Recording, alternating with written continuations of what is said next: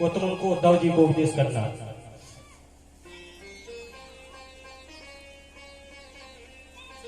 तीर्थों में घूमते हुए विदुर जी महाराज पहुंचे तो उद्धव जी से भेंट हुई। उद्धव जी से प्रेम पूर्वक मिले। विदुर जी महाराज ने कुशल समाचार पूछा। बोले महाराज, हमारा हस्तिनापुर में इतना अपमान हुआ था। विदुर जी ने खूब समझाया धृतराष्ट्र को, देखो महाराज, वैसे हम तुम्हारे भज्जिया लगत और मंत्री भी हैं तुम्हारे, देखो महाराज, परिवार को जो कलह हो बहुत खराब हो। महाराज जी लड़का नहीं मान रहे तो इन्हें आधो आधो हिस्सा मार कर, लेकिन एक नहीं सुनी राजा। धृतराष्ट्र को कई तरह से समझाया लेकिन एक नहीं माने। तो ये सभा में तिरस्कार करने लगा दुर्योधन। हे विदुर काका, बोले नमक खाते हो हमारा? बोले पांडवों की तरफदारी करते हो? अरे ऐसे दुष्ट मंत्री को तो निकाल देना ही चाहिए। जो इतना कहा गुरु जी महाराज को बड़ा बुरा। राजा की तरफ देखने लगे, एक अछू कहे तो बेचारा धृतराज कुछ नहीं बोल पाया पुत्र मोह में। अरे जब इतना अपमान हुआ, अब इससे बड़ा अपमान ही क्या है? बोले महाराज, हम तो आपकी ईमानदारी पूर्वक मंत्री का पद संभाल रहे थे और आप ही के सामने आपके पुत्र इस प्रकार से हमारी बेइज्जती करें। इसलिए महाराज, जो धरो धनुष, जो है अस्त्र शस्त्र जे धरे, बस अपन तो चले अब तीर्थ यात्रा करें। अब आपके समाज में जो आया सो चांदी का बना हुआ मंदिर। तो तीर्थ यात्रा के लिए निकल गए। यहाँ जब महाभारत संपन्न हुआ तो विदुर जी उद्धव जी की भेंट तीर्थ यात्रा में हुई तो पूछने लगा, क्यों भैया उद्धव जी महाराज, क्या हुआ, हाल चाल है? हस्तिनापुर का क्या हाल है? पांडवों का क्या हाल है? तो विदुर जी ने सब सुनाया। बोले सब कुछ? बोले भगवान ने पांडवों की रक्षा की। तो बोले धृतराज के जो 100 पुत्र थे कौरव, सब मारे गए। बोले वो तो हम जानते ही थे कि दुष्ट अधिक दिन तक जीवित नहीं रहते, वो तो अपनी करनी के कारण मारे जाते। और सुना रहे थे तो उद्धव जी के नेत्रों में अचानक आंसू आ गए। बोले क्यों, तुम क्यों रो रहे हो? बोले विदुर जी महाराज, हमारे साथ में छल हुआ है। बोले क्यों? बोले जिन्हें हरि साक्षात नारायण जो बैकुंठ से आकर के जो कृष्ण रूप में जो लीला की, हमें सौभाग्य मिला उनके साथ रहने का। आज वो भगवान पृथ्वी लोक पर लीला संपन्न करके अपने धाम को चले गए। इसलिए हम भी अब तुम्हीं को ढूंढ रहे थे। हमने आदेश दिया था कि विदुर जी देखें हमारे प्यारे भक्त हैं, क्योंकि भगवान के सामने तुम बड़े बड़े पकवान मिष्ठान रखो। भगवान कहें बेबी हमें नहीं सुहाता, केवल भक्त का प्रेम सुहाता है। तो विदुरानी ने जब उनको केले छीले तो केला का जो गूदा होता है वो विदुरानी फेंक देंगे, छिलका खवा दे। भगवान इतनी मस्त है, छिलके ही खा गए। और जब विदुर जी महाराज आए, बोले कहा महाराज छिलका सब खा गए, ये सब कूद हो जाओ। बोले हमें खुद होश नहीं है। तो बोले भक्त के प्रेम बंधन में ऐसे बंध गए कि हम भी आंखें नीचे खा चले जा रहे हैं। वो क्यों? बोले विदुरानी तुम्हें नहीं समझ में नहीं आई। बोले छिलका खवा दे भगवान को। बोले महाराज गलती हुई, का बताए? बोले हम भी सोच रहे थे कि धन्य भाग हमारे जिनके सामने बड़े बड़े देवता नतमस्तक रहते, बड़े बड़े देवता लेन लगाए, आज भी भगवान हमारे घर में पधारे। तो हम भी इतने भाव विभोर हो गए कि हमें जो ही होश नहीं रहो कि हम केला को गूदा खवा रहे कि छिलका खवा रहे।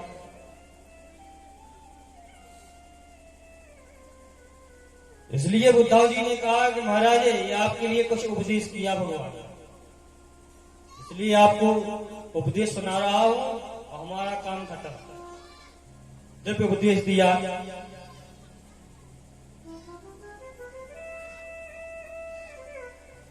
इसके बाद में विदुर जी महाराज हस्तिनापुर आए। वहां पर राजा, उस समय राजा युधिष्ठिर का राज था। तो सब लोग ने प्रणाम किया, अरे चाचा जी आ गए, चाचा जी आ गए। रोने लगे, चाचा आप कहां चले गए थे? चाचा आप कहां गए थे? आपके बिना तो हम अधूरे थे। देखिए जिस लाक्षा ग्रह में इन्होंने कपट से भवन बनाया था ना, मकान को जला दिया। चाचा आपकी बदौलत आज हम बच गए, नहीं तो उसी समय जल के भस्म हो जाते।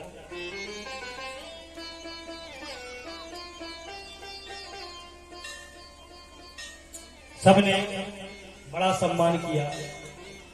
कुछ दिनों तक रहे, फिर विदुर जी को मौका मिल गया तो चुपचाप पहुंचे जहां अकेले धृतराष्ट्र गांधारी बैठे हुए। कौन बोले? धृतराष्ट्र का कौन बोले? विदुर। अरे आओ आओ विदुर, आओ भैया आओ, बैठे। विदुर ने कहा, क्यों भैया धृतराष्ट्र, कुछ शर्म है कि नहीं तुम्हारे अंदर? ये भैया कैसे बोल रहे तुम? बोले जिन को मारने के लिए तुमने कसर नहीं लगाई, तुमने भीम समझ के पुतला हाथों वही टूट डाला है। आवाज तुम उनके टुकड़न पे पल रहे। अरे अभी शर्म कर लो, चलो हमारे संगे भजन करो भगवान को। बोले भैया कहाँ जाऊं, क्या करूं? विदुर जी महाराज ने तुरंत दशरथ और गांधारी को रात में जंगल की रास्ता नापी, तुरंत बद्रिकाश्रम की ओर चले गए। जो सुबह जागे युधिष्ठिर आदि, तो धर्मराज युधिष्ठिर का नियम था कि जाग करके सबसे पहले माता पिता को प्रणाम करते थे। माता पिता अपने इष्ट देव गुरु बड़ों का आदर करने के बाद में फिर अपना कार्य किया करते थे। जब देखा तो कक्ष में धृतराष्ट्र ही नहीं, तो सोचने लगे हमारे काका और काकी कहां चले गए, विदुर काका कहां गए। चारों तरफ ढूंढा, पूरे महलों में ढूंढा, नहीं मिले। उन्हें बड़ा दुख हुआ, कहां गए। बड़ा शोक प्रकट करने लगे, पता नहीं कहां गए होंगे। हमारे चाचा धृतराष्ट्र जी को दिखता नहीं है, माता गांधारी आंख में पट्टी बांधे हैं, कहां गिर रहे होंगे, कहां उठ रहे होंगे। बहुत दुखी हुई। तो अचानक नारद जी महाराज आ गए, बोले युधिष्ठिर चिंता ना करो, बोले उनके साथ में तुम्हारे काका विदुर हैं। वास से कुछ दिनों के बाद में वो भगवान की चरणों में लीन हो जाएंगे। बोले बद्रिका आश्रम की ओर गए। जिस जंगल में तपस्या कर रहे हैं, बोले उस जंगल में आग लगने वाली है, और जो पंचभौतिक शरीर है जल के राख हो जाएगा और उनकी दिव्य आत्मा भगवान में लीन हो जाएगी। इसलिए शोक ना करो, तुम तो परम ज्ञानी हो, तुमको अधिक समझाने की बात नहीं है। युधिष्ठिर को समझा दिया।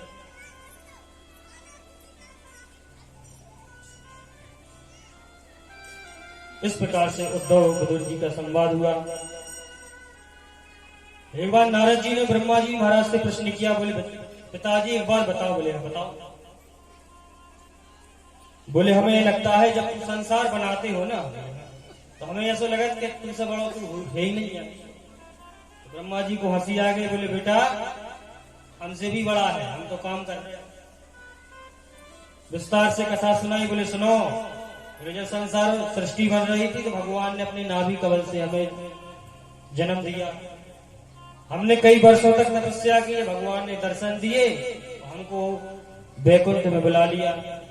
भगवान के बैकुंठ के दर्शन किया तो हम भाव विभोर हो गए, रो रो करके भगवान की सुंदर स्तुति। तो कहा प्रभु आपने मुझे जन्म दिया है, हमको क्या करना चाहिए? भगवान ने कहा तुम सृष्टि करो। तो ब्रह्मा जी ने सृष्टि की। मरीचि आदि, वशिष्ठ आदि, दक्ष आदि, नारद आदि, ये 10 पुत्र हुए।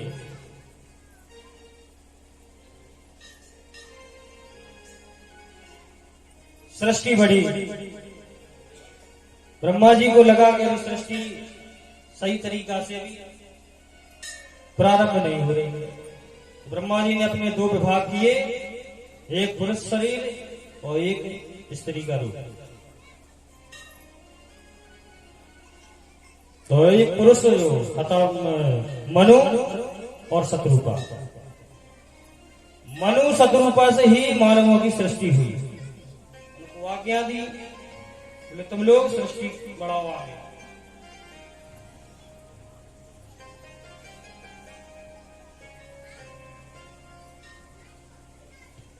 स्वयंभू मनु शत्रुपा से 5 संतानें हुई। बोले 3 कन्याएं और 2 पुत्र। बोले एक कन्या का नाम बोले आकृति, देवहूति, प्रसूति। बोले पुत्र बोले प्रियव्रत और तानपान।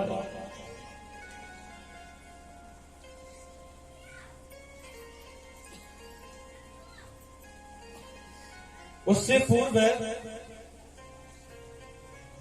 जब मानवों की सृष्टि होनी थी, एक राक्षस था जिसका नाम था हिरण्याक्ष। इतना बलशाली कि धरती को उठा करके उसने पाताल में छुपा दिया। ब्रह्मा जी बड़े चिंतित हुए, बोले लो ये तो चुरा के ले गया, धरती को उठा के ले गया। ब्रह्मा जी की नासिका से भगवान का बराह स्वरूप प्रकट हुआ, अंगुष्ठा के बराबर।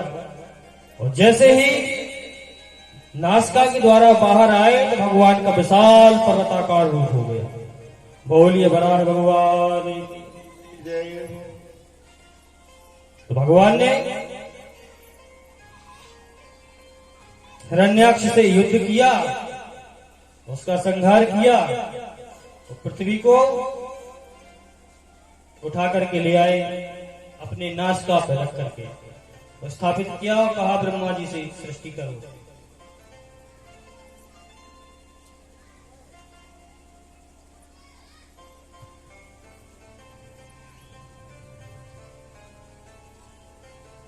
सृष्टि प्रारंभ हुई। एक समय की बात है, सनक सनंदन सनातन सनत कुमार भगवान की दर्शन की इच्छा हुई तो जाकर के वैकुंठ धाम पहुंच गए।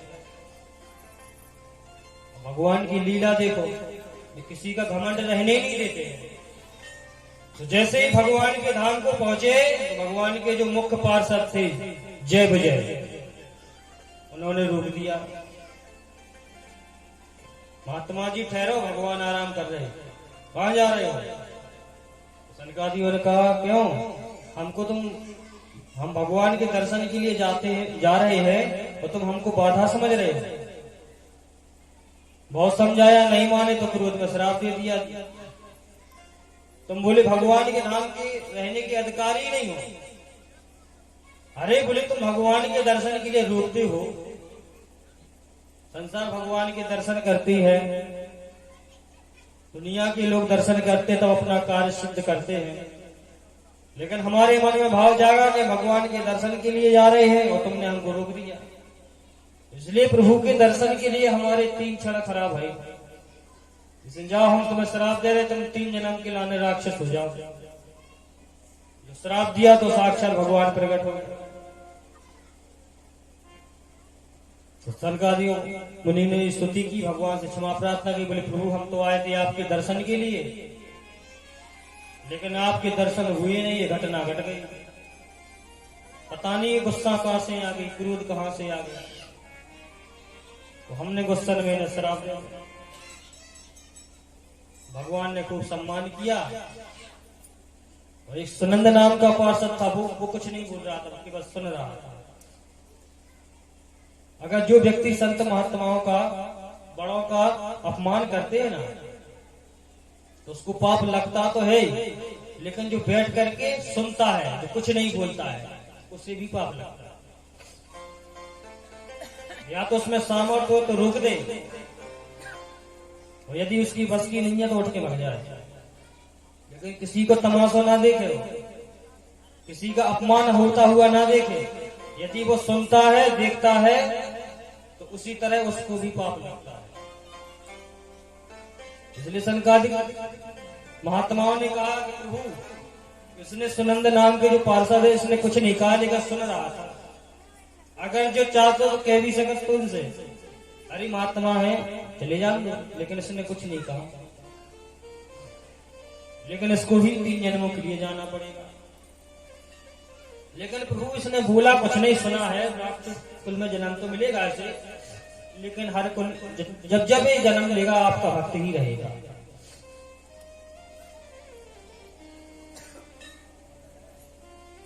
तब जाकर के एक समय की बात है, शाम का समय था, दिति माता ने काम की इच्छा की पति।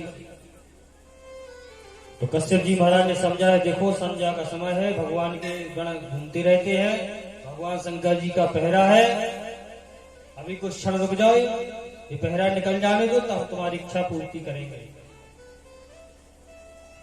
लेकिन दिति माता काम के वशीभूत इतनी थी कि एक नहीं सुनी, वो अपनी इच्छा पूरी की। और जब काम का वेग प्रभाव नष्ट हुआ तो बड़ी पछताने लगी, तो क्षमा मांगने लगी, बोले महाराज हमसे अपराध तो बहुत हुआ है, क्योंकि शाम के समय मैथुन क्रिया नहीं करनी चाहिए, विद्या अध्ययन नहीं करना चाहिए, सोना नहीं चाहिए और भोजन नहीं करना चाहिए।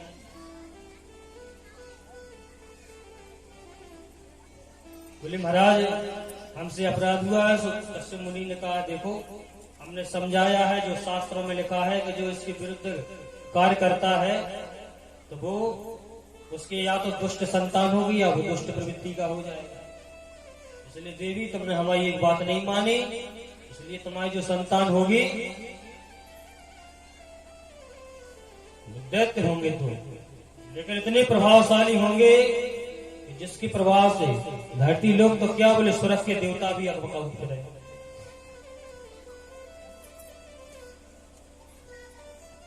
तो धीरे धीरे समय आया, दिति माता ने गर्भ धारण किया, तो उनको भय रहा कि हम बच्चे को जन्म ही नहीं देंगे। इतनी शक्ति थी उनके पास, इतनी तपस्या थी कि अपने गर्भगृह को रोक लिया कि हम जन्म ही नहीं देंगे, ये बच्चे पेट में ही पलते हैं। और जब कई वर्ष हो गए तो उनके पेट में से इतना तेज निकला कि देवताओं का भी तेज फीका पड़ गया। तो सभी देवता घबराते हुए घूमे। तब जाकर के कश्यप के आदेश के अनुसार पुत्रों का जन्म हुआ। दोनों भाई बड़े प्रतापी हुए तो राक्षस, लेकिन इतने प्रतापी कि महाराज इसके सामना कोई नहीं टिक सके। हिरण्याक्ष ने तो पृथ्वी को उठाया, पृथ्वी को ही दुखा करके ले गया, धरती को उठा के, इतना बलशाली। भगवान को स्वयं आना पड़ा मानने के लिए। बोलिए भक्त वत्सल भगवान। अब आगे जो हिरण्यकश्यप की जो कथा है वो भागवत जी के आगे मिलेगी इस स्कंद में। एक समय की बात है, महामुनि कर्दम, सृष्टि का काफी विस्तार हो गया तो महामुनि कर्दम तपस्या कर रहे थे। ग्रस्त जीवन में फंसना ही नहीं चाहते थे, लेकिन प्रभु की लीला कौन जाने। बड़े बड़े ब्रह्मचारियों का भी ब्रह्मचर्य डगमगा जाता है, प्रभु की माया ही इतनी प्रभावशाली है। तो महाराज एक समय की बात है कि कर्दम मुनि तपस्या कर रहे थे, तो तपस्या करने के बाद जब उनके नेत्र खुले, जल में बैठ कर रहे थे तपस्या, तो एक मछली था, उसका परिवार था, मछली का पति, उनके बच्चे बढ़िया सुखपूर्वक रह रहे थे। तो कर्दम मुनि के मन में विचार आया, बोले देखो गृहस्थी कितनी सुख से रह रहे हैं और हम महात्मा जो को अकेले डरे, ना कोई बातें करेंगे ना कोई बोलेंगे, अकेले बैठे। अब प्रभु की लीला कौन जाने। अब बोलेगा हम ब्याह भी करवो चाहे तो हम की के पास जाए। तो फिर विचार आए, बोले भगवान काम भजन कर रहे, और भगवान हमसे खुश हुए तो वरदान मिली मांग लें कि प्रभु हम ब्याह करा दो। तो कर्दम मुनि ने तपस्या की, भगवान जान गए उनकी भावना, भगवान प्रकट हुए, बोले मांग लो क्या चाहिए। तो भगवान के सामने हिम्मत तो नहीं पड़ी, बातें बनाने लगे, बोले बस महाराज हमें कछु नहीं चाहने, बोले हम तो बस आपकी भक्ति मिले और आपके दर्शन होते रहे, कुछ नहीं चाहिए। तो भगवान हंसन लगे, बोले जा बात नहीं भाई, तुमने कछु और ही सोच के तपस्या करी कि हम प्रकट हो जाए, बात तुम घुमा रहे, बताओ। नहीं नहीं नहीं महाराज, बस आपके दर्शन हो गए, आनंद है, आपकी कृपा रहे, आपकी भक्ति हमारे हृदय में विराजमान रहे। भगवान समझ गए कर्दम जी तुम नहीं कहोगे तो हम तो जानते हैं। बोले कर्दम जी हम मनु महाराज से कह करके आए हैं। बोले परसों के दिन, बोले मनु महाराज रानी शत्रुपा अपनी पुत्री देवहूति को लेकर के आएंगे और तुम्हारे साथ विवाह करेंगे। और बोले तुम, बोले सुनो हम तुमसे इतने प्रसन्न हैं, तुम विवाह करो, हम तुम्हारे घरे लड़का बन गए आए। जो कही सो कर्दम मुनि खुश हो गए, बोले वाह भगवान हमारे लड़का बन के आएंगे। अरे बोले महाराज तो हम ब्याह करें, जब आप हमारे लड़का बन के आओ तो हम ब्याह करें। नहीं बोले सुनो, बोले हम आए बाद में, बोले तुम्हारे एक नहीं दो नहीं, बोले 9 बेटियां, बोले हमारी बहनें पहले 9 आए, बोले फिर 10वें नंबर पे फिर हम भैया हो गए। बोले प्रभु भाभी स्वीकार है तुम्हारे लाने, हम लंबो इंतजार भी करें, कोई देखे। भगवान इतनी कह के चले गए। परसों के धीरे धीरे समय निकला तो श्री मनुजी महाराज और रानी शत्रुपा अपनी पुत्री को लेकर के आया। कर्दम मुनि को नमस्कार किया, उनको सबको आसन दी बैठने के लिए। अब कर्दम मुनि के मन में विचार आया कि ध्रुव का ना देवहूति की परीक्षा ली जाए कि इनमें कितना ज्ञान है, कितना संस्कार है इनके अंदर, माता पिता ने कितना संस्कार दिया है, थोड़ी परीक्षा ली जाए। तो मनु और शत्रुपा देवी विराजमान हो गई आसन पर। एक आसन उन्होंने देवहूति के सामने रख दिया, लेकिन धन्य है माता पिता की संस्कार। देवहूति को पता था कि हमारी पति बनने जा रहे हैं, तो जो आसन डाली थी सो देवहूति ने आसन के पांव पड़े, तो आसन को उठा करके माथे से लगाया और फिर अपने हाथन बिछा कर बैठ गए। कर्दम महाराज समझ गए